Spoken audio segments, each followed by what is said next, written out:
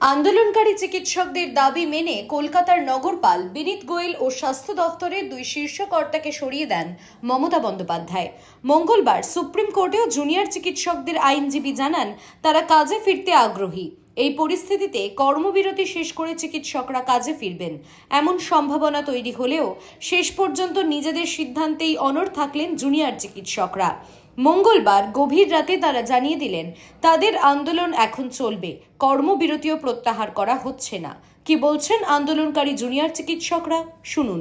দাবিতে আগেই বলেছিলাম, রোগী স্বাস্থ্য তথা স্বাস্থ্য পরিষেবা সুনিশ্চিত না করা গেলে শুধুমাত্র নিরাপত্তা বাড়িয়ে হাসপাতালগুলিতে ডাক্তার, নার্স, স্বাস্থ্যকর্মীদের সুরক্ষা সুনিশ্চিত করা সম্ভব নয়।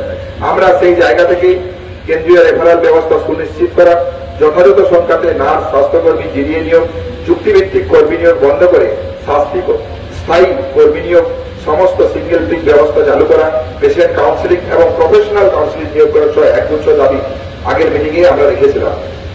হাসপাতালগুলিতে বেড নিয়ে দুর্নীতি, জীবনদায়ী ওষুধ পাওয়ার যে সমস্যা, সাধারণ মানুষকে নিত্যদিন এগুলির সম্মুখীন হতে হয়।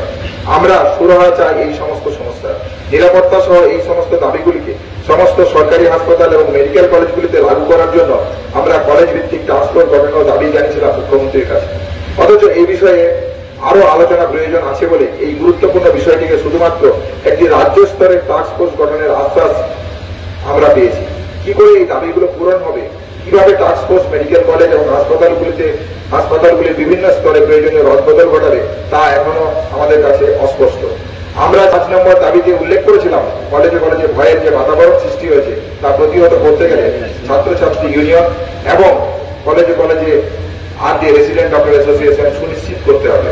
আমাদের অবস্থান মঞ্চে মুখ্যমন্ত্রী মৌখিকভাবে রোগী কল্যাণ সমিতিগুলিকে ভেঙে দেওয়ার ঘোষণা করলো, তার বাস্তবায়িত রূপ আমরা এখনো দেখতে পাইনি।